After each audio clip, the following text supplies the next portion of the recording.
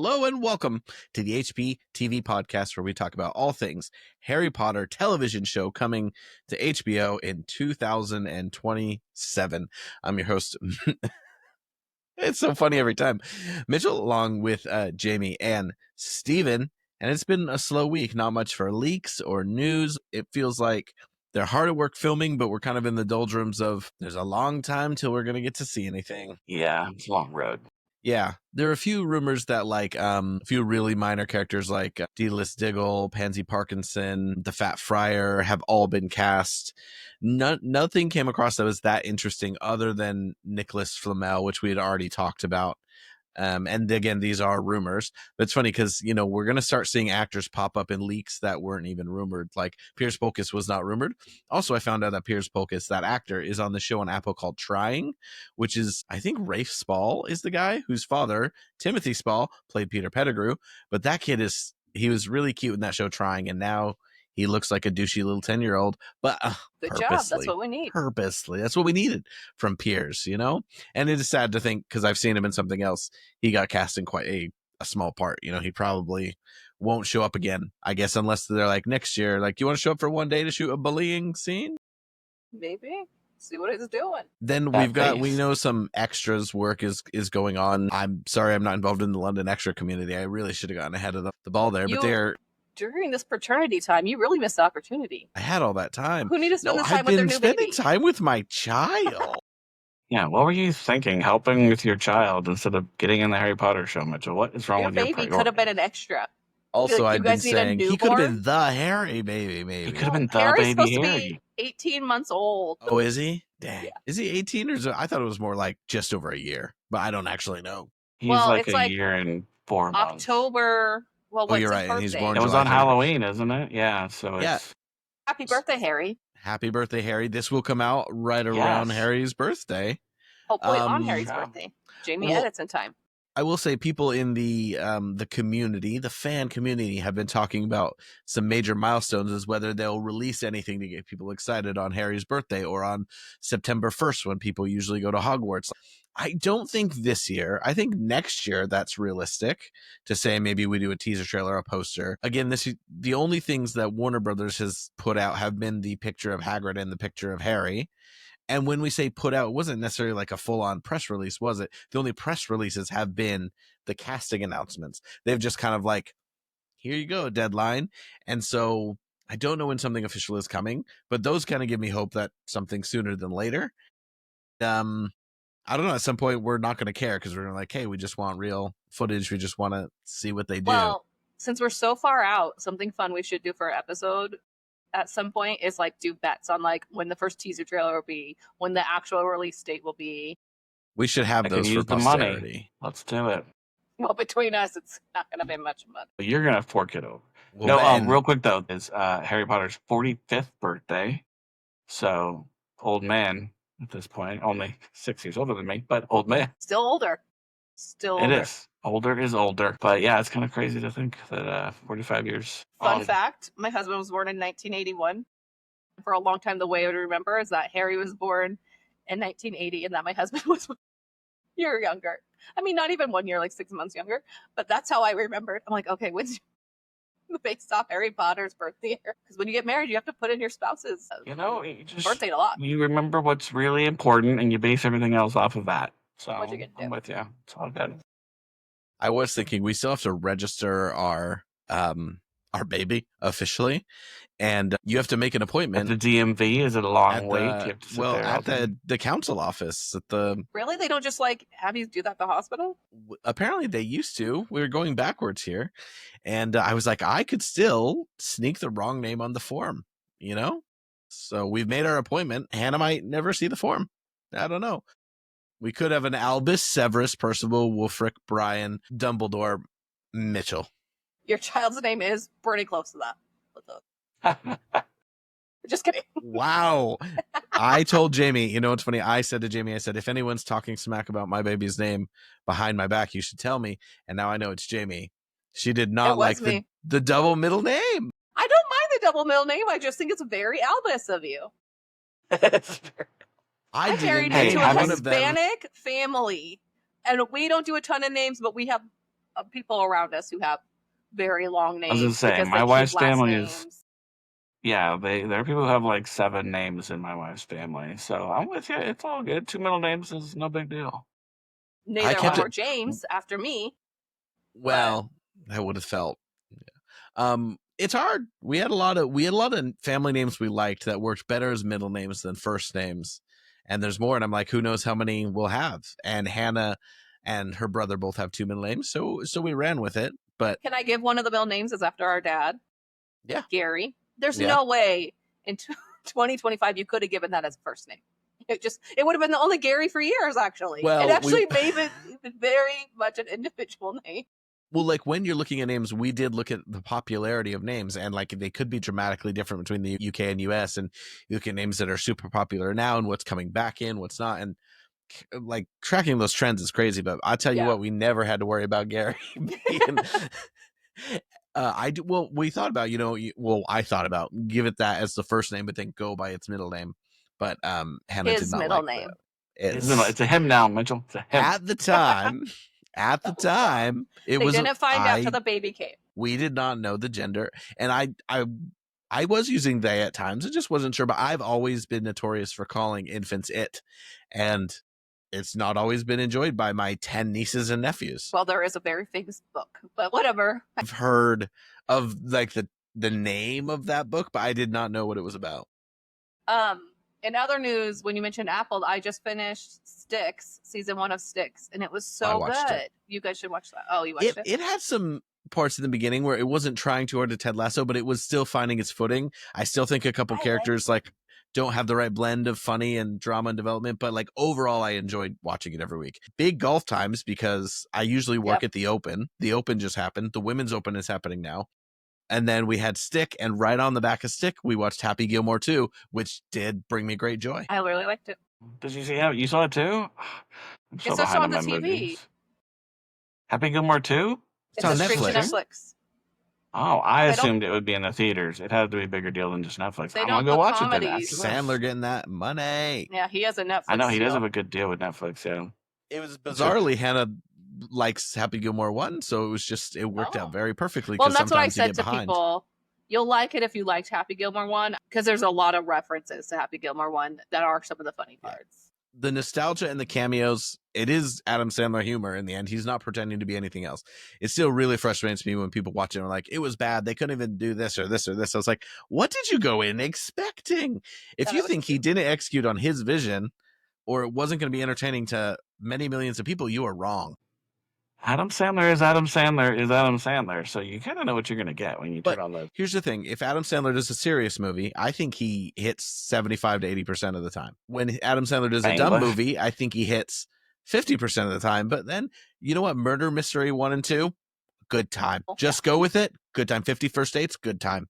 But then there's the Ridiculous 6 and Hubie Halloween and that one other really bad one. You just never know. Just Go With It is like one of my like guilty pleasures. Like when I'm just bored, and I'm like, you can always rewatch that movie. It's hilarious. It's incredibly ridiculous. And it's like a measured amount of his ridiculous mixed with like other people's sense of humor. Whereas a lot of these Netflix ones are really, first of all, he gets Netflix to pay for him to go to the incredible locations and then just does ridiculous comedy. The wrong one. With all his friends, I think it's cool that he like employs all his friends. And this Happy Gilmore 2 is his whole family. It's his daughter has like he's been doing it for years. 4 things on IMDb, and she's been her father's daughter in all of them. That's good. But she's not bad actually. They had one called like you're so not invited to my bat mitzvah, and like that's very recent. It was fun. Yeah. And I was like that. And then you had the Adam Brody, Kristen Bell one.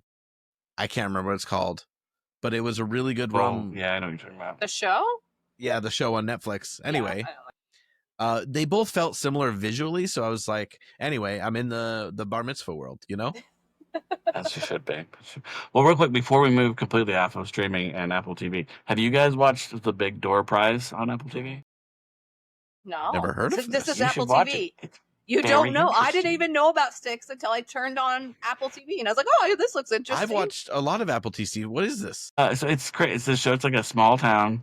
The lead guy, I can't remember his name right now, but he's like I want to say Irish. And so it's funny because he has an Irish accent, and there's like a backstory as to like he grew up there and stuff. But everybody else is just an American town, but it's a small town. And this like machine shows up in their little like convenience store, and it like tells you what your true potential is, and kind of like everybody starts to kind of lose their minds over like, oh, I guess I was supposed to be a weatherman or a Was that Harley. the Chris O'Dowd show? Oh, yes, it is. I just Googled it. It is, yes. Weird fact.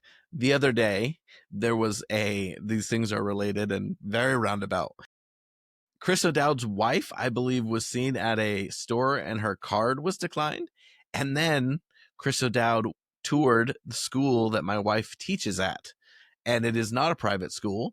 And people are like, why is he poor? And now, so those things, and it's all coming full circle now. Apparently, Apple is not paying him enough.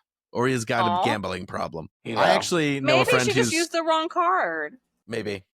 And, maybe you didn't put money in a certain account or something. I'm not here to judge. I'm poor. But I do have one friend who has worked on an indie project with Chris O'Dowd and said he was fantastic and he chatted to everyone and was great with everyone. Anyway, so good things to say. It's a very good show. It's funny. It's also like existential like crisis where everybody's kind of questioning everything kind of thing too, and there's a little sci-fi element to it, but it's fun to watch. I'm like halfway through season 2, I think, but I had never even heard of it, and it's one of those things because I watch Apple TV I have it through my Amazon Prime, like it's connected in there. And my problem is like I'll go through and I'll be like watching shows. I don't know if it's like the connection between the two services or something, but like it doesn't even track the last episode I was on. Like I have to actively remember to go in there, find the show I was watching, go to the next episode. That's annoying. It doesn't just allow you to click the continue. So when you were talking about Ian and buying crap on Apple TV that they've made, like that Paramount might be part Plus of why does too. that to me sometimes. Paramount Plus has the worst. No, I think UI. Which one is it? HBO Max to me. Sometimes I'm like, what the hell are you guys doing here? HBO Max is all right these for apps, me, they're supposed to read our minds and crap and make this easy, but no. Any app that doesn't have an at Gmail, at Hotmail, whatever selection, you're centuries behind. I'm not typing in the whole thing. At least give me a .com. It's funny because they've all kind of copied Netflix with the tiles and stuff, but somehow they make it horribly ineffective. Even Netflix on some is better than others. I remember Netflix on Xbox for some reason was like a great layout. I have not had an Xbox for over 10 years, so it shows how long I was last on Netflix or how long I've been on Netflix and stuff. But I don't know how they screwed up. Like there's only so much you do. I get having a bad algorithm, but.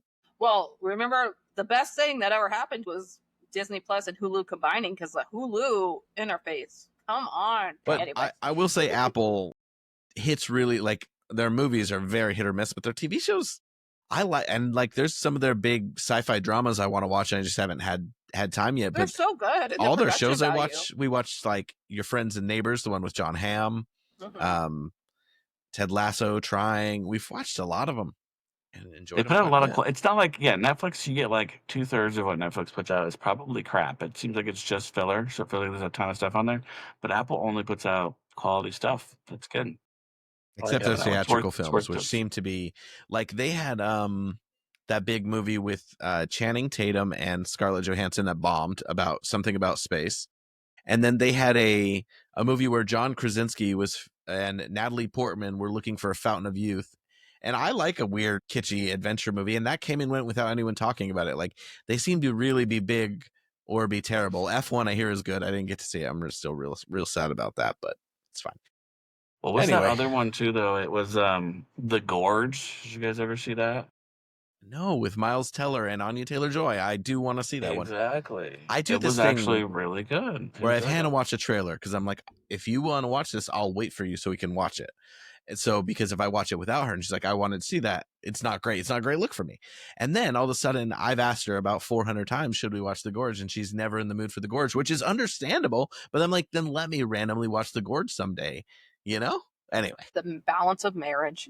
I know. So here's a question for you guys on Harry Potter, the TV show. Is this meant to be for the streaming service, right? It's like going to be on HBO Max, but then they're also putting it on HBO, I'm guessing? I think it'll drop on linear.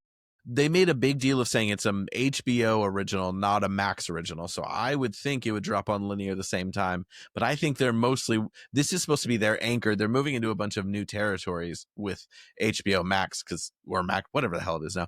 So currently it's not in a handful of big markets still, and this is what they're going to use to try and introduce it into some markets. So my guess would be the app is going to be the primary thing, but I think it's going to premiere at the same time on linear. I could be wrong, but when you look it up, it says that it's a HBO original, but it will also be available on Max. But I didn't realize that happened. My daughter's been watching this new show that's a Disney show. I didn't even realize like it's only on the Disney Channel. It's not on Disney Plus yet. I'm like, oh, I didn't know that still happened. there should be value in that. Like, I think even the other ones, like, put it on your linear. If you're trying to like keep money there, put it on there just a week ahead of time. Because remember, it was a big deal when Hulu came around. They were kind of doing the next day, something from a network would be on Hulu. And now it does seem like a lot of them are day and day. I know that's how FX does, depending on the rights, like the Ryan Murphy shows, it's not the case. But I actually thought about that with the Disney Channel. I was like, is that hurting Disney Channel? Like, do they have any originals, or is everything a Disney Plus show now? But apparently not. Yes. Well, like the channels that advertise it makes some sense, because otherwise it's going to really bring down your advertising, like what you can charge for advertisements, if everything is on streaming at the same. So even if you do it like the day before or like earlier that week, and then it goes to the streaming service, you get all the premieres, so you'll have more advertising dollars. But like HBO doesn't do that; it's all cable and stuff. So interesting. I'm curious to see how it all is, and if they change it on us again. Because let's be honest, 2027 is very far away. So. The good old days. You know what? As millennials, we've been there from the beginning of the internet, where it was just a free for all. We've been there at the beginning of streaming when it was a free for all, and now like everything's being like paywalled and sucks. But we were there. We had our time. We had our Napster. We had our commercial-free streaming channels for like $3 a month. It was good times. Good times. I just think I remember I was like, oh, when I'm an adult, I'm going to have the cable package with all the sports tiers and all the movie. I'm going to have HBO and Stars. And now it's not going to matter. Like, I forgot that Stars still does originals. They're doing like a Spartacus reboot, and they have one other big show, and they had Power and stuff. You've got kids now. You're never going to be able to watch any of it, so don't pay for it. You'll never get to. We were watching Love Island, and we were watching something else that was like not considered that inappropriate, but you can swear on TV here if it's after 9 p.m., like over the air TV. And I was like, when he's like a year, we should probably stop watching things with bad words. And that is almost everything. Like, you used to be like Lost was the biggest show on network TV for a while, right? Or NCIS or Big Bang Theory, and like they couldn't swear words. Like, now the biggest shows in the world are on streamers where they're not regulated. Anyway, like Netflix, I'm always watching a show that feels like a traditional sitcom, and then all of a sudden there's an F-bomb, which I'm like, oh yeah, they can do that. Well, it's but we're used to that with our parents, because remember, like, Mom was like, should we watch Ted Lasso? And I was like, no, you guys shouldn't watch Ted Lasso. Yeah, our because parents of like are quite the language sensitive, and their R's and stuff. And then like, well, they can watch it we on. got the boomers we got to watch out for, and our kids. But my kids, it's just lost hope. My son was watching Game of Thrones a little bit, but he was like 2, so he'd come in and watch the dragons, and then he would leave the room. So it's not like he was seeing any of the naked stuff or stuff like that. But now, like, it is until they get to a certain age that they realize what the words are. But it kind of gives you a base to talk to them about the words. And then, Mitchell, now once they get to first grade, all the kids know the words anyway. It's so true. It's better they learned it from you and they know the difference. So don't worry about it. I will, but I'm going to try and not have it enter their vocabulary too soon. Just yesterday, though, that's cute. 6-year-old, almost 7-year-old said a word, and his siblings are like, "You can't say it's about it." He's like, "I didn't know." It was so funny, and we're like, "It's okay. Now you know. Try not to say it anymore." Well, I remember, but his brother's really bad, actually, because they go to school and they learn all this stuff anyway. It's like we can try to. So you just got to explain to them what's good. One time, where you could say certain. One of our cousins was running with my name, and he was like Mitchell Bo Bitchell. And he felt really bad. He's like, that is a bad word. And I was like, I can't believe you just said that. But he was like crying, and I was like, you didn't mean to. And I'm like, it's just funny.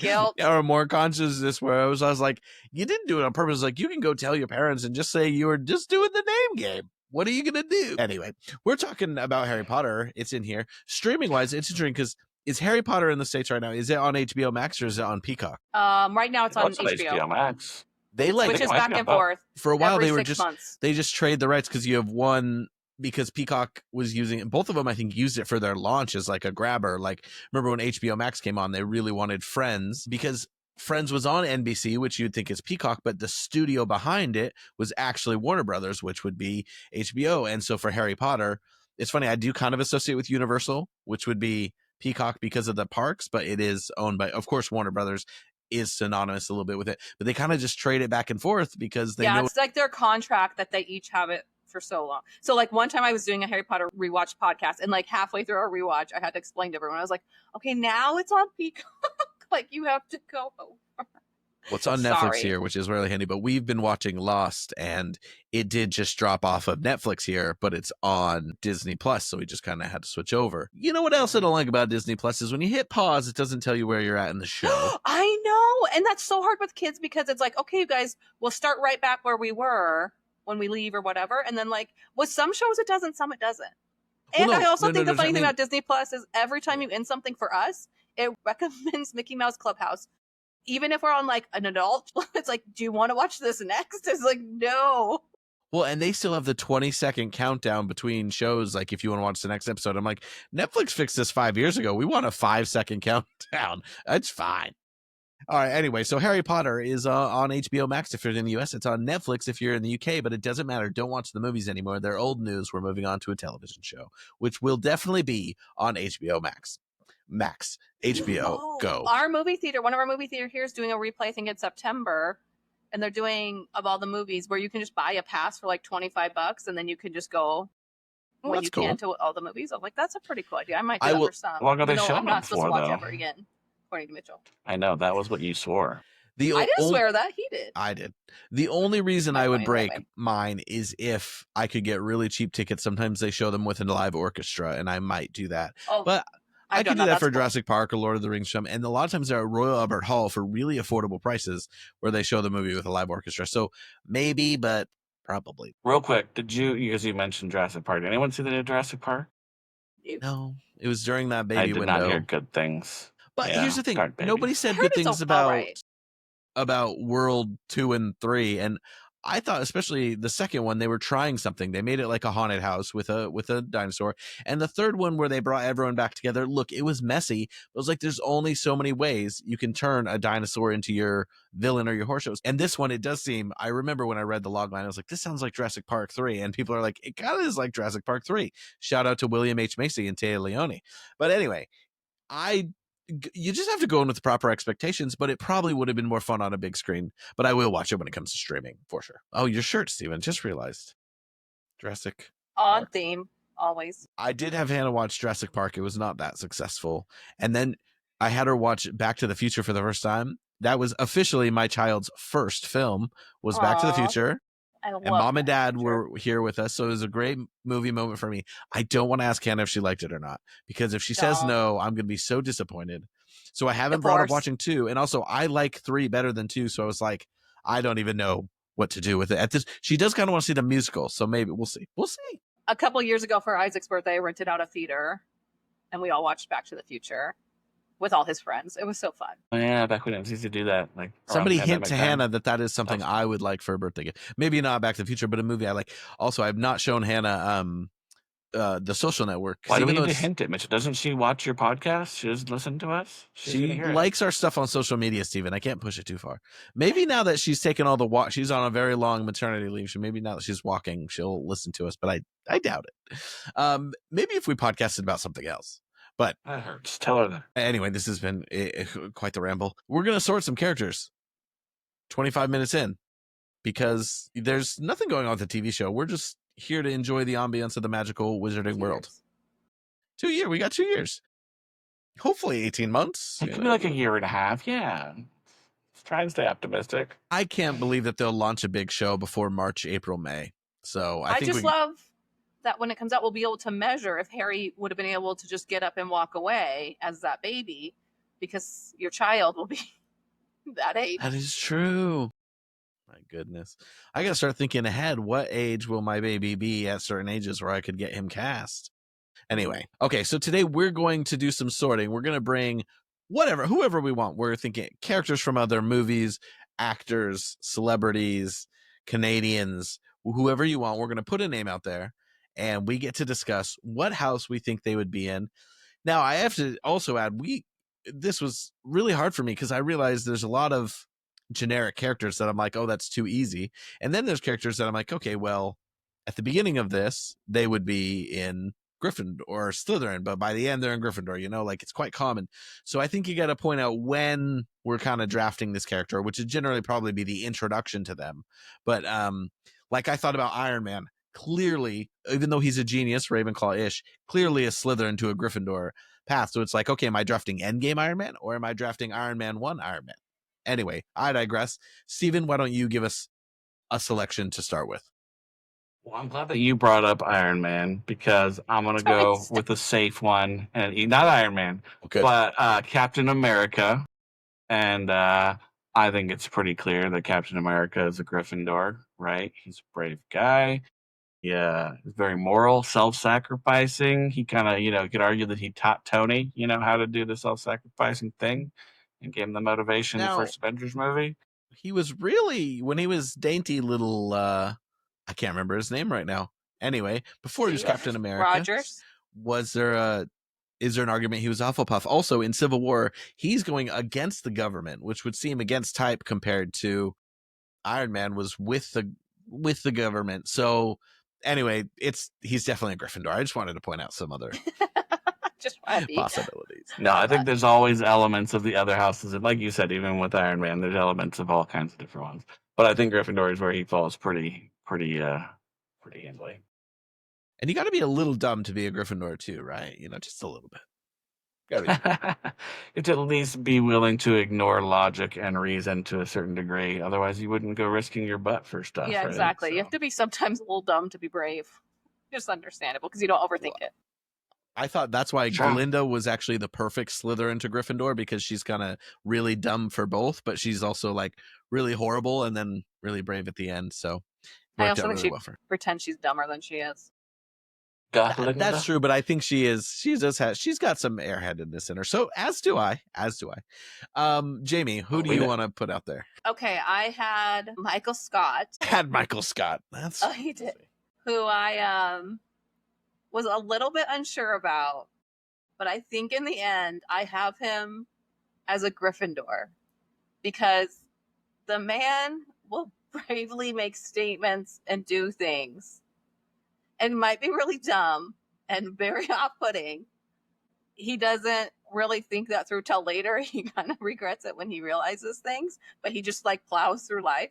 And I feel like that's a little Gryffindor. I don't think he's that's Hufflepuff at all because he's not well-rounded in any manner whatsoever. He's not cunning, so he's not really a Slytherin, and he's not the smartest about things. So I think a Gryffindor.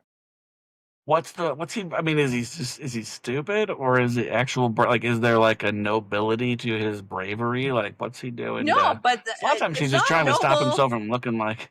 I think he's that's a big part of Gryffindor is my thought. I thought a little Slytherin because it's all very self-motivated. And he's a salesman. Make himself good. Yeah. And he's a salesman. But he's not a trickster salesman. He's he gets to know the people and he remembers who their kids are and stuff like that. He's not slimy. I think he's a Hufflepuff. That all sounds. I would say I think season 1 he could have been. I think a Slytherin or what, but I think he's a Hufflepuff by the end. I think because I think the whole series is about how he is a little bit lonely and sad boy, but he sees those coworkers as his family and he's extremely loyal to them. Yeah, now he does dumb stuff. He is loyal to the degree where a he's badger. No, but he's not loyal. He wants the idea of being loyal, and he is loyal, at the base of him. But he does horrible things to these people. But what does he do? Put a fat man on a table. What does he do that's brave? He's being accidentally. No, it's brave in that he's willing to go into a classroom of kids and tell them that he's going to give them a scholarship, even though he never does it. That's but ambition. He's brave enough to do that. That's Slytherin. That's ambition. That's ambition, not bravery. Now him walking. I'm sticking with you. Need to be loved, though. That's his thing. To him, maybe he's an aspiring Hufflepuff because he really wants people to love him, right? So he told those kids whatever they needed to hear, so they would all love him so much. And then, even though he was, can't think of one Hufflepuff who would be that. We don't know enough Hufflepuffs. We don't. We don't get Hufflepuff leading men other than Newt. But for Michael Scott, I will say what was brave is him walking back into the Scott's room and being like, I don't have your money. I never watch that episode again. I'm having so many Office flashbacks right now. It's so freaking hilarious. Oh my I God. go All right. through. Can we do more Office characters? Do you have more of those, Jamie? Who else from the Office? I don't have any other Office ones, but we could do it. That's the thing. You could really go through anything because I think like Dwight is quite a gray one when you think about Well, it. we should revisit this sometimes, and maybe we'll do like themes. Well, I thought it because I was like, maybe we should have just done Fantastic Four, but Steven hasn't seen it yet. So, Oh, that's good. Yeah, Oh, because- on base with whatever's popular at the time. yeah, Should do maybe that. we could have a little sorting moment in every episode anyway by whatever's kind of going on. We can Well, the pick some random Descendants. people. Zombies concert I just went to. So if you guys want to sort, actually, I've watched like one of each of those movies. My kids know them by heart. I cannot watch them. My kids love those so much, and it's just cringeworthy every time I walk But past the them. music, some of the Oh. music's pretty good, guys. I'll tell you that. I only know that it. one little thing the two main people in Zombies sing to each other. I don't know anything from Descendants. That Dove Cameron was in Descendants, wasn't she? And Cameron Boyce was in Descendants, right? Yeah. That's all I know. So And the girl But- from Carry On. it is very big at the Classic moment. Is very Netflix. big. Okay, Mitchell, your turn. My first one is Hey Mitch Abernathy. Oh. Relevant as we have Sunrise on the Reaping coming along. The first set photos from that have recently, I don't know if they're set photos or they're just the two main actors together. And we see two very different versions of Hey Mitch. I would even say over Hunger Games, you see Hey Mitch evolve quite a bit.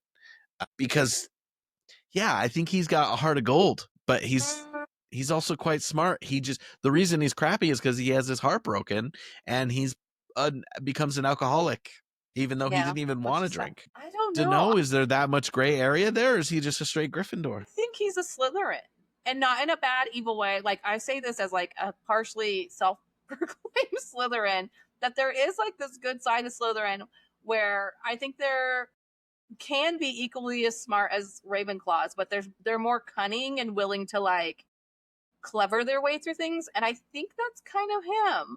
Although I'm trying to remember the book again, and I'm like, I mean, the way he like figures out how to. I don't want to spoil it for anyone, Well, we all know Come back he in 2 lives. minutes if He lives, you but how don't he want to gets know out how the, Sunrise on the Reaping goes. I don't even remember. I read this But very he gets recently. out of the arena obviously because he's in the Hunger Games movies, like obviously. So No, the no, way I he know, like but I'm saying clevers how his way does he? out, and then the way he's so clever, even when Katniss and Peeta are in the arena, like he knows how to work the system. He's very when he wants to be. He's very sociable, and he can convince people of But things. he's not doing that for self-gain. He's doing it for survival and for other people. But do Slytherins only do that for self gain? Yeah, Slytherins do it the Slytherins use the intelligence of a Ravenclaw in order to get themselves ahead.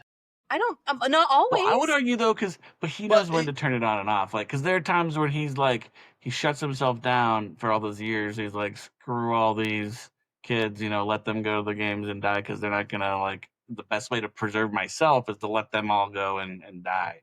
You know That's what I mean? how Like, there's Katniss- definitely an element of that makes more of the sense. But self-preservation his there. ambition, I don't think he had that much It is more self-ambition. self-preservation than ambition, but it is about him for much of that. Until Katniss comes along and like wakes him up, he's all about doing whatever he has to for Hamish. The I'm just internet saying- says that there is ambition and self-preservation. There are common traits associated with the house, but that doesn't mean every action they take is selfish. They're very loyal to their inner circle, to their family. They're strategic helpers, and they're big picture thinkers. I think that's Hamish. I think he's a Gryffindor. Look, in the intermeeting years, he is definitely a Slytherin. say he's, a waste like, of brave. space. I mean, he's brave in the moment when he needs to be, but he didn't volunteer. He wasn't like Katniss. I think Katniss would be a Gryffindor in that way, but he'll do what he can. He'll figure his way out of things, but I don't think he's like bravely going to things. That's my. I think It's hard 'cause he's one of it's those all who there. greatness called upon. He didn't pursue it. Yeah. And so that makes me feel like he has the intelligence and ability to do things, but he wasn't necessarily doing them with some form of any sort of selfishness or ambition. His selfishness was when he was not using his cunning, whereas I think he was using his intelligence at points to get himself to like help the cause. But we see that on two ends of his life. We see it at the beginning and at the end. I think we just disagree that selfishness has to be part of being a Slytherin, because I could even argue that even what Draco was doing wasn't selfishness. But we can have that conversation. No, that another is time. so. Stop No, defending that was Draco. loyalty He's a for bully. his dad. No, yes, he's a butt, and he was And doing. there's a lot of He's being self-preservation loyal. there, too. He liked Well, yeah. having power. He liked having popularity. He liked But he feeling, also liked the approval of his parents, of Daddy.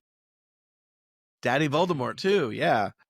And then he got scared of him, and so he started to be a bit of a coward, which is very un-Gryffindorish of him. I don't think, like, Draco is the definition of a Slytherin, and both being like a conniving a-hole and Well, he is, coward. but I think in large parts because he was raised that way, right? He was raised to be like, well, that's I'm nature important, versus nurture. I'm what I just matters, think everyone else, yeah. we don't What think about the good, Severus Snape?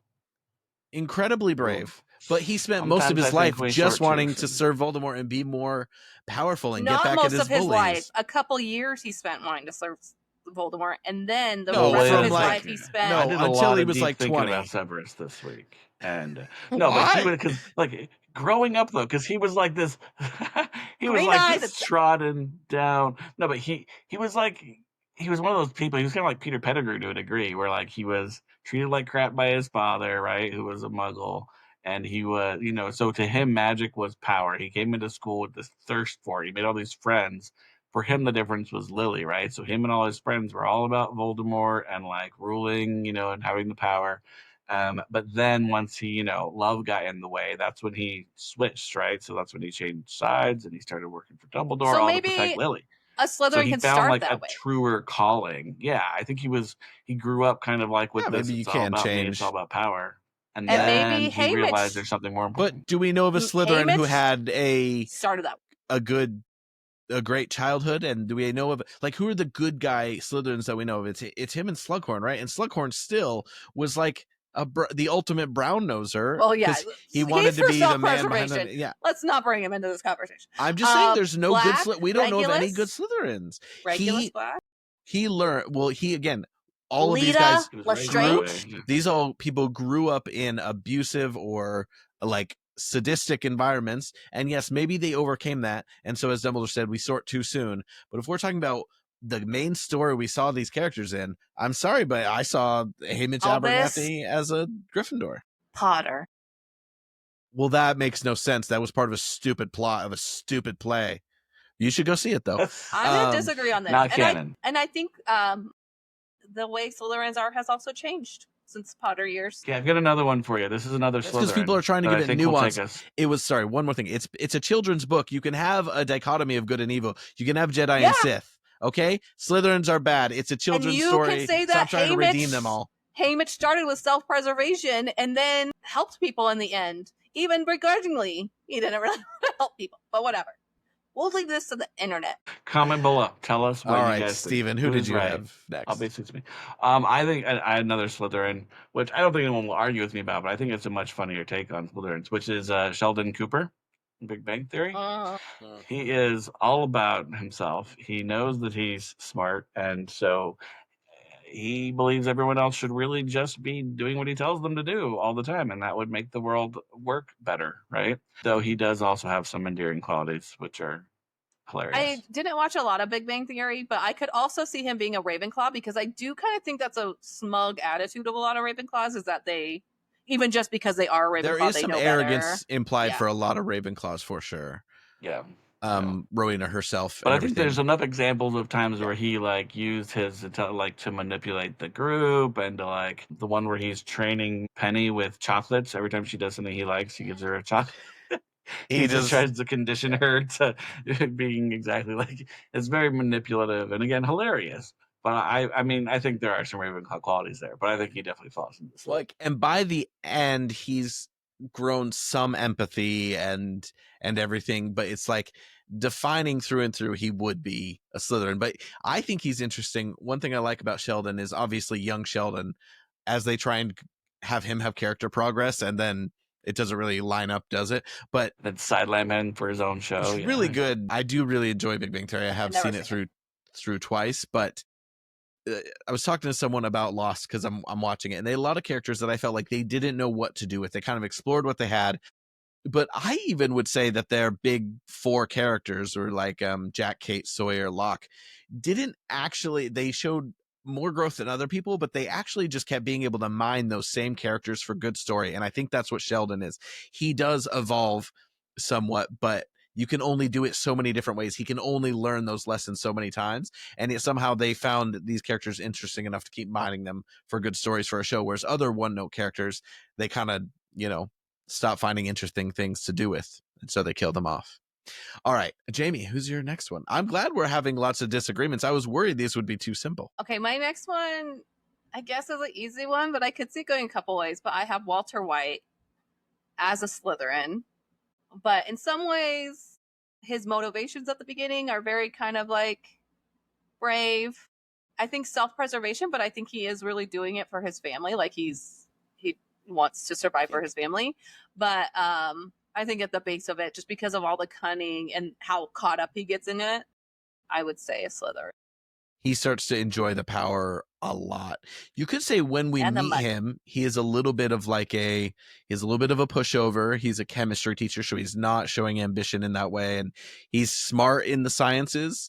Like, it's kind of implied, right, that he almost started that group that became Gray Matter, that company. So he was almost a really successful business person and landed in teaching. And so he kind of has that intelligence bit, but I don't see much for loyalty or bravery. Like, yeah, he does try. He cares about his family, and he is trying to say, but it is self-preservation. And I think it's like a good example of, like, there's some people in the books, like Hermione on face value would think she's just a Ravenclaw, or, Neville is just a Hufflepuff. But, like, them being sort of in the house tells them something that maybe they could reach whatever or become more like that because of the happenstances of life. And so for him, I think you definitely could have seen him as like a Hufflepuff, and then maybe at one point a Gryffindor, but then, like, when really put to the test, he goes. I think, and that's what your true colors are, which is like with Hermione, or think about Hogwarts teachers. They have to be the best of what they're doing, right? They have to be one of the top in one of their fields. So you could say they all should have some Ravenclaw in them, but when their true colors are tested, I think that's why you get these. And that's what's interesting is when you talk about pop culture characters, it's okay, who were they when they were 11? Who were they when we met them? Who were they at the end of their series? And it really is, okay, who were they when the shit hit the fan? I think that's important. Like, I didn't put a Game of Thrones character in, but I think that's an interesting way because those characters do change quite a lot. It's like, who were they when the moment really mattered? Like, Jaime Lannister, I think, is a Slytherin, but when things mattered, he did some Gryffindorish things. He's obviously the biggest example right now of a morally gray character that people like to debate. Because Dumbledore does say, right, sometimes I feel like we sort too soon. And so it's meant to really be like, hey, these kids who are 11, I don't know that it's meant to sort them for life, but it is for while you're in school. These are the things that are important in this house. But, like, they change and they grow, right? And so it's almost like, hey, if I came back to the school, would I want to go back to the same house that I was if I were a teacher, or would I rather actually lead a different house because that's kind of where I landed? And I don't know that they get any of that wiggle room or we get a say in that kind of stuff. But, well, in my theory that 90% of people, when they get to their 30s, we're all Hufflepuffs, and that's okay. Yeah. It's true. I've embraced that. It's true. One other one I had on my still on a superhero kick, kind of, but Bruce Banner. I think a lot of people would throw him as a Gryffindor, but I don't think so. I think for him, I'm going to put him squarely in Ravenclaw territory. I agree. Because I think there's some bravery hero. there. Yeah, but it's almost just like, it's not even like he needs to be brave because he can't be killed. He can't really be hurt. And so it's almost like, I'll go out there and do these things that need to be done. But really what interests him and what drives him is, I mean, there's some relationships there, of course, but it's like knowledge. And like the whole reason he goes along with Tony Stark and creates Ultron and all that kind of stuff is because he's curious about it and how, like, all the science would work. So I thought he was a really interesting one. There's all this debate with, say, Doctor Strange or Iron Man, and right now with Reed Richards and Banner, they're supposed to be the smartest men in the world to some degree. And even, in fact, in some comics, I believe they become like the Illuminati, essentially. And so it's such a fine line between, like, ambition and then, like, the trolley problem. Like, do they choose logic over, their heart and stuff? And I think Banner's the perfect example of it. I don't think he leans too into the brave with it, and I don't think he leans too into the evil with it. Whereas in the comics, there are certain times where Reed Richards makes the right and the wrong decision where you could maybe have that put him in Gryffindor or Slytherin, whereas like especially the banner that we know from the MCU feels very Ravenclaw. And I will say, when I think about Edward Norton, I'm like, I just can't see Edward Norton being in Gryffindor, so it's got to be Slytherin or Ravenclaw, and I just don't think he's a Slytherin. So Edward Norton, who's a great actor in many things and obviously plays very different characters like in Wes Anderson movies, he will always be the bad guy from Italian Job to me, and I'm so mad about how he double-crossed the guys. Poor Mark Wahlberg and Charlize Theron. And remember they had to name Jason him Statham. Steve. That was the worst part. That movie had such a grip on us. It lays bigger in our conscience than most people. That and For Gone sure. in 60 Seconds. I don't even know how many times we watched the movie Gone in 60 Seconds when we were kids. Like, Well, they both came out around the same time, right? Like I remember, we watched both of those a lot of times. It was a big car man. time, Fast and Furious was around that time. Anyway, I will throw a couple out there. So Yoda's Ravenclaw, right? Or is he? Yeah. Yeah. yeah, I He's would got agree this with zen that about him. He's not loyal. Could say he's brave. I think, he's not loyal to a He's fault. not He's cruel. loyal in some He's situations, but he definitely lets and that sounds wrong. the Manipulative. logic and reason loyal. overrules his. I don't think his he's loyalty manipulative. and In fact, bravery, I think he lacks manipulation that could have helped the Jedi Council. He followed That's the true. rules and ignored the I signs. was gonna say his loyalty kind of is, but not in a bad. Like, he knows who to be loyal to when, in like a very logical way. Let me do my other. But even like when you think about like goes the wrong. bravery and the fall of the council, right? The Jedi Council is he knew, like, again, following logic and reason, he knew when to like walk away and go into hiding instead of trying to like Leave all those baby fight to the death Padawans uselessly. alone. He wasn't there when that happened, right? Wasn't Exactly. He, somewhere else when that He didn't happened? leave any protection for the babies. The They dumbest had thing he did was people protecting choose them. Dagobah. It just does not look No, like a there great was place protection. to live. They didn't know that freaking Anakin was going to be the one attacking them. I But don't they think should they have understood known. that. Well, I think he kind of did. Maybe. But the Star Wars character I really wanted to do, because I thought Yoda would be too straightforward, was Obi-Wan Kenobi. I think he's a Hufflepuff. No. Loyal to a fault. Could I he think be he's a good Griffin blend of Puff? everything. Like, he's loyal, he's clearly very smart, and he is clearly very brave, but I don't know, He's a Cedric Diggory. does he choose, what are his choices displaying that of like a character? Is that why he's not the main character? Because he's not a Gryffindor.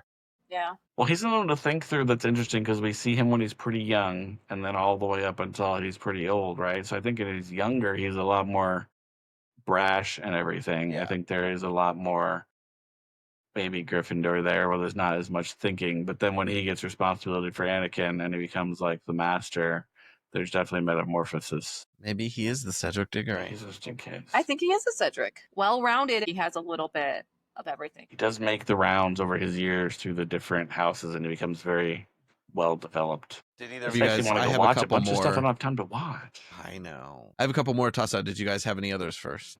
I had Cher Horowitz from Clueless. I would say Gryffindor. Wow. I think she's one that would have been sorted into Slytherin, but well, no, she's a little too dumb, isn't she? I don't know. But by the end, yes, I feel like when the moment comes She along, invented she a whole is a computer Gryffindor. system for picking out her clothing. I need to early rewatch 90s. Clueless. It's I been mean, a couple come of on. years. I don't know if she invented that, but she has it. So I think she's smart. My other like random one was Regina George, which is another one I think is pretty funny because I think Regina's pretty easy to stick into the Slytherin corner, but then you look at Katie and Lindsay Lohan and she goes on a bit of a journey too, but where she lands is Hufflepuff territory, I guess, but she spends some time in the Slytherin hallways. We've kind of said all adults should aspire to eventually be a Hufflepuff. So maybe Regina George, we get to see that. Whereas like Katie starts maybe as a Hufflepuff or Ravenclaw, and then when her true colors come out, they're quite Slytherin-y. But if that all happened within 1 month, maybe she lives the whole rest of her life not as a Slytherin. So I was thinking about this the other day, Very like weirdly thinking about Mean Girls, because I was a very big Mean Girls stan back in the days. I was like, that's the one thing, like, I don't even need like a sequel movie. I would love them to do like a 15 minutes, Where Are They Now? Of like the girls. Like, I think that would be so cute. But now it's probably ruined because they rebooted it. I never saw it. Exactly. It would have been so much better than this musical reboot thing that they did. Like, if we could have just gotten, like, just a Lost movie about opportunity Where Are They Now, with that it could be Walmart so commercial. funny. There's a Rachel lot of stuff Adams. there. yeah, I also have always really stood for Mean Girls and said, oh, it's actually an incredible screenplay and, it's Tina Fey's best work. And here's all these reasons, just so quotable and fun. And it is a classic. And they should have left it alone, because I had heard the musical was decent, like the stage version. I do want to see the stage. And then the movie version of it was not good. And I was like, they're tiered. And then I saw the West End version, which is not the original. It had been retooled a little bit. And I was like, they didn't do the tone and the vibe enough justice, and they had to modernize it a little bit. It wasn't bad, but it either needed to be, if they were going to do something different, it needed to have really memorable music, and it didn't. Or if they're going to try and capture what the movie did, it needed to be hilarious. And it was good. I do think the stage one is worth seeing. I think it was actually a good idea of all the movies that they're doing, because they did The Devil Wears Prada, which keeps coming up, Pretty Woman. And I just don't think every movie needs to be musicified. I think Mean Girls was a good, ambitious choice, but then they did the movie and it was almost as bad as the Dear Evan Hansen movie. It just didn't come together. The zeitgeist of the time so perfectly when it came out that it's like not possible to do that again. And then, you know, Tina Fey came out, basically insulted all of us, and it's like, well, okay, well, we're not going to go see it now. Well, and it doesn't work in another time period. Like you said, like you introduce, like if cell phones or social media become too much a part of the story, like the concept of the burn book and like those things happening in the gym in real time, like it just doesn't work. It has to be like in that moment in time.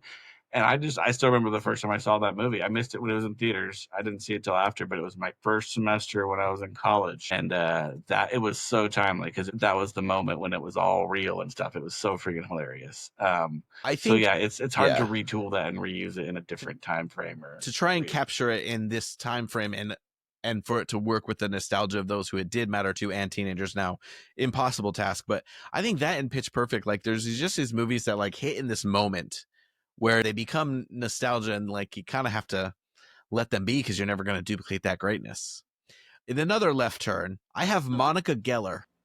Oh. Of all the Friends characters, I just thought, well, I thought Chandler would be interesting too.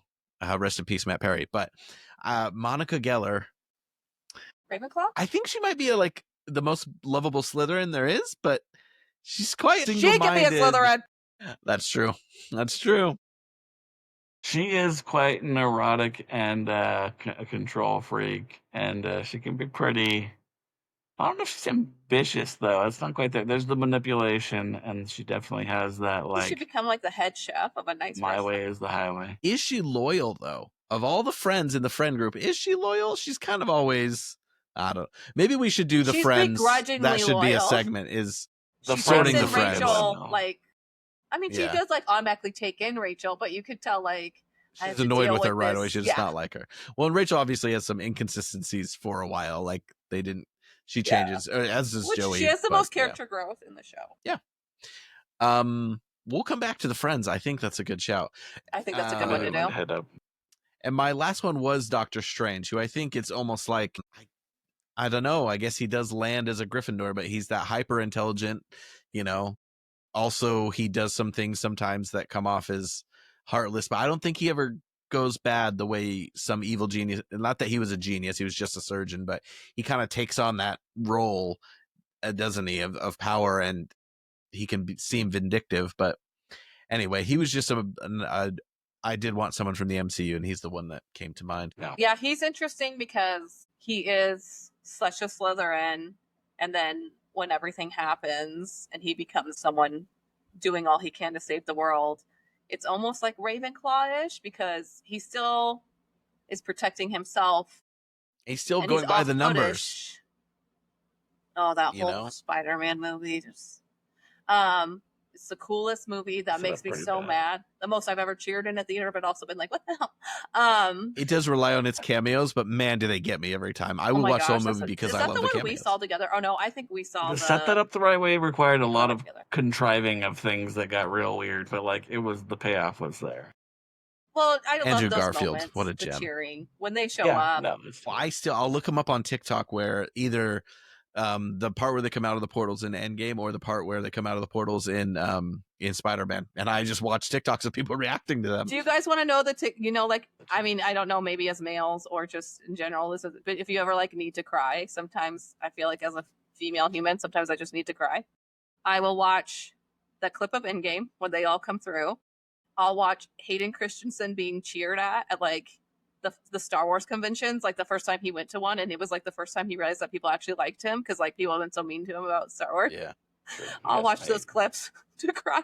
I love Endgame so much, just because like, and then bringing you back to that moment where everyone in the theater was like, "Oh my god!" Like it was just so cool. But well, the other one that was really good, not as Spider-Man big was as too. that one, but in Infinity War when the train goes by and then Steve Rogers, the reveal, that's a huge one too. Like I remember the cheering in the theaters for that was massive. It's funny because for crying moments, I think of that episode of Glee where they mourn Corey Monteith, which is quite sad. That before. And then 8 Simple Rules when just in general. I didn't even watch that show, but I think about it. Died, yeah. I was just, but also audience reaction wise, if you guys ever want to see an audience get angry, I have to look up the specifics, but there hadn't been a World of Warcraft for years. And then at like a Comic-Con type convention for Activision or Blizzard, I can't remember who makes World of Warcraft, they announced a game and people started getting really excited. And then they said it was for mobile and the crowd actively turns on them. Oh man, it's a great, if you're looking at a crowd reaction moment of negativity, there you go. I'll also watch Kelly Clarkson sing Piece by Piece when she was pregnant on American Idol. Yeah, that part that gets, because she starts crying and then Keith Urban's crying. Like, oh. I don't know that I ever like need to cry, but if I did, I would just go back and watch Pearl Harbor. That's the one that made me cry. I thought you were going to say Beaches, which is the first movie that ever made me cry. Oh, Beaches makes me cry. And I never watched the reboot. I didn't either. And there's a such reboot? a place in my heart. With Idina Menzel? Yeah. It was like a Lifetime movie, too, when they did it. Yeah, it's kind of weird. Isn't it? Idina Menzel's had this very strange career where she has like 2 or 3 massive Broadway hits. Yeah. Her solo actual music has never taken off. She has been in Frozen Will Pay the Bills Forever. She was in Enchanted and didn't sing. I think she sings in the second. Well, maybe not. Oh, I haven't seen Disenchanted, the sequel, the legacy sequel. And then I forgot until just now there was a sequel. They keep putting her at the center of these Broadway shows. She was in the one called If Then, and now she's in one called Redwoods. And it's like supposed to be this piece where it's like, oh, we have this great actress who was in Rent and Wicked and Frozen, and neither Rachel one Berry's has really taken off. Oh, yeah. Oh, Poker Face with her and Rachel is quite a good rendition of Poker Face. Anyway, did you guys have any other characters? Or, I was thinking, sorry, going around and around. I was like, has Cumberbatch ever played a non-Slytherin? And it just made me think, are there actors that played a certain houses? That's another idea. Anyway, moving on. Which house would Nicolas Cage's characters all be in? That's a good question. Just Nicolas Cage, the Cage house. Exactly the same. He has his own house. He has his own house. Hey, what's the movie Family Man? It's on Family Man. City of Angels. Have you guys ever seen a movie called Mandy with Nicolas Cage? Well, I have not seen Mandy, but I've heard of many things. Very bizarre, but there's a chainsaw fight, okay? He's a Gryffindor in Mandy. He's a Gryffindor. So some random ones I had Ted Lasso as a Hufflepuff. I had Forrest Gump as a Hufflepuff. I had Trinity from The Matrix as a Ravenclaw. I wonder how many, it'd be interesting the man in a chair trope of superhero movies are all the man in a chair people, Ravenclaws, and also thought which leading men are Hufflepuffs or leading women. And I think you answered that well, because I think everyone likes a quirky leading character or a non-traditional leading character, but we only get so many. And so when I thought about Newt is a leading man who's a Hufflepuff, and I think Jamie, you nailed it. You brought in some Hufflepuff leads. I actually made a list of Hufflepuff because I felt like they were going to be underrepresented. So other Hufflepuffs I thought of were Samwise Gamgee, Lord of the Rings. He might be a Gryffindor, but I got you. No, he's 100% a loyal, patient, Leslie Knope? kind. He's loyal and patient, kind, but he's also, I think, a Gryffindor. But maybe he's a Hufflepuff that's so loyal that he's brave. Oh, I had Leslie Knope as a Hufflepuff. But he's a Hufflepuff. Yeah, Leslie Knope. But I haven't watched all Parks and Rec, so I didn't know if there was change. Why not? I don't know. I never get all the way through. I do love moments. Oh, you know who's what about Jess from New Girl? Who's like I have a love-hate relationship with, but I don't know. She's a Slytherin. She's a character.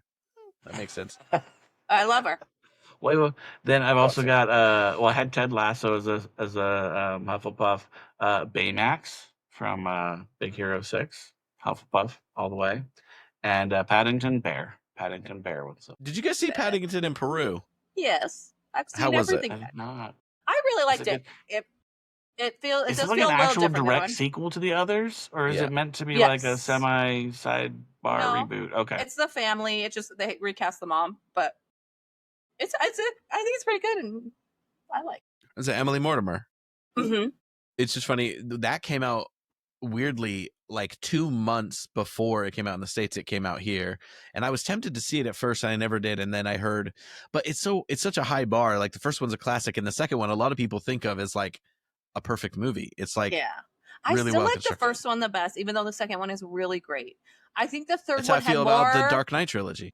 I think my kids enjoyed this one more than they did the second, because the second kind of has like this like It's more for a adults Wes in Anderson some ways. almost. Yes. Yeah, like the parents appreciate it more. I feel It's like this is more thoughtful. of like a kids movie. I just imagine the Peru one being more adventurous, and that could be a bit more fun for kids. Like, Yeah. Steven, have your kids seen the Paddington movies? They have not seen Paddington in Peru, but they did see the I other. was gonna say that's why they don't want to come to I London. don't always tell because them of that these the new bear. movies are coming out, because when I take my whole family of 6 to a movie, I it's know. expensive. So My I'll kids be have like, seen we'll wait till so that many crap hits movies. streaming. My kids have seen like 12 movies this year, maybe more. I'm always You so should start jealous a when I see all your letterbox pictures account of for your kids. Amelie and have her rate every movie for You a should. letter. So far, I think her favorite movie this year has been Karate Kid. No joke. I have not Which seen was- that Karate Kid. It was good. It was cute. Okay, sorry. Any more sorting? Lisa Simpson as a Ravenclaw. I had her. What's Bart? Oh, Bart's a Slytherin. That kid's Oh. I'm trying to remember, think of stories where he did selfless things and was loyal. No, he was mostly a Slytherin, I think. Did you guys watch the show Static Shock? I remember that show like Oh, vaguely, but yeah. Anyway, great superhero, underrated. Hopefully they make a live action version. James Gunn, please. Anyway, he has a man in a chair named Richie who becomes a character called Gear, and I really wanted, even though he was blonde, I really wanted to play him as a kid if they did a live action version, and he was a Ravenclaw. Shout out to Static Shock. Also, I saw this interview on TikTok that was like, name a black superhero without electricity as part of their powers other than Black Panther, and there are. They start to add up when you really think about it, but a lot of great like Black Lightning, Static Shock, Storm, the first 3 that come to mind all have lightning, and I don't know why that is. What is with that? I thought of one for you, Mitchell. What would Corey Matthews be? Oh gosh. Puff. So I'm listening to Pod Okay. Meets World, and they're like really going into when Corey is actually funny, when he's a bit more neurotic, and how he's kind of the straight man, but he's actually better as the sidekick. Anyway, a lot of character study here going on, and he's definitely not a Ravenclaw. You could say he's a Hufflepuff because he's loyal to a fault and does not have much else going for him. He's definitely not a Gryffindor. He's definitely not a Slytherin. Yeah, he's a Hufflepuff by default, which is an insult to the Hufflepuff house. I don't think, you know what he is? He's a squib. And I love that show, but he's a squib. Jimmy, you're muted. There's a little Slytherin there when he tries to make Topanga give up Yale. Yeah, there's some and manipulation. makes her feel bad about moving away. Now, Topanga, she's got some Hufflepuff, definitely some Ravenclaw, a little bit of Gryffindor, and a little bit of Slytherin. She's well-rounded. Maybe she should be either Hufflepuff or Ravenclaw. Well, at least early on, she's definitely a Ravenclaw, but yeah, she develops some like social skills and becomes a Hufflepuff at one point. Yeah, she's quite quirky. And, I mean, obviously her character inconsistently. Did any of you watch Girl Meets World enough to know how those two were as adults? Were they more? I watched a little bit. I didn't really watch a lot of it. I watched it all. I don't remember it that well. I remember thinking at the time they couldn't do a network sitcom, so I was like, I don't mind if they lean into the Disney Channelness of it all. And they didn't try and straddle that line. They didn't keep enough classic sitcomness of it. And they really cheaply, I didn't mind the cheap nostalgia. I minded the cheap, like, we're going to make a moral lesson out of this. But instead of having a moral story, they just were like, we learned this lesson our parents were. Anyway, I eternally thought about the missteps of that show, and also how it got great ratings and still didn't eventually get more time. And but you know what? It produced Sabrina Carpenter, who's like insanely famous now. So anyway, if you think, oh, why is this man who was in his mid-20s when Girl Meets World came out thought too much about Girl Meets World? That's how much I love Boy Meets World. He loves. I mean, I like Boy Meets World, but he loves Boy Meets World. When Tony Quinn, Mr. Turner came back, and then when they brought back the boy that Eric almost adopted, oh my gosh, seminal moments in pop culture history. Tommy. That was the problem with that show, because that was based on like such beautiful moments were very 90s sitcoms moments, but they were like, they built up that relationship and then they like throw it into this like modern They meant nothing to Disney. these kids. Yeah.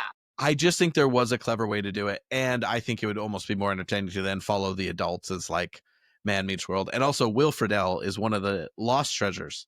He stopped acting because of anxiety. He's a very popular voice actor, but I used to get him confused with Will Ferrell because I thought HE Double Hockey Sticks and My Date with the President's Daughter were so funny. And, anyway, lost opportunity there. This is really My Date gone with off the the rails. President's Daughter. Movie. And the song, it's the second Some real best nostalgia. title song after That Thing You Do for a movie Oh, I really want to watch that. where it's named after the title. It's not streaming anywhere. You know who plays? See, this is what we do until Harry Potter finally comes out, is we go revisit all of the old We might have to.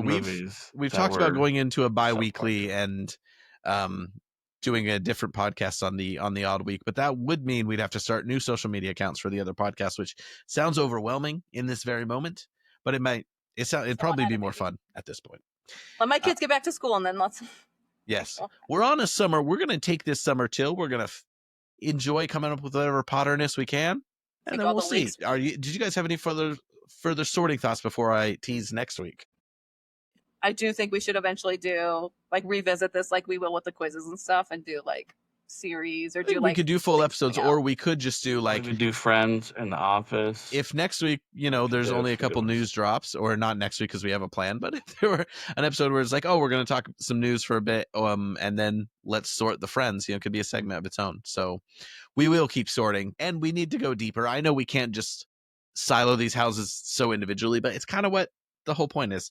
Anyway, let's talk about next week. We're going to do our first character deep dive, and we have chosen the character that we've already felt like we need to organize our thoughts on this guy a little bit, and that's Albus Percival Wulfric Brian Dumbledore. I don't know if his middle names were in order. I'm not gonna lie to you, but maybe I'll learn it before next week. And so we will be bringing to the table a nice study on Dumbledore and what is most critical about him, what can be different from the movies for John Lithgow to do, and what was captured well, and what is most critical to that book character, which we now want to be accurately portrayed in the Harry Potter television series. If you want to comment on our sorting or tell us characters who you might want to discuss sorting, please comment below on YouTube or Spotify, or send us an email at hptvpodcast@gmail.com. Our socials are HPTVPod on Instagram and TikTok. Jamie, at least you said HPT instead of HPP, so I'm very proud of you. Something's been stuck in my mouth today because I couldn't say version. I kept saying virgin instead of version. So the fact that the T got in there is really an achievement. Peace out, snitches.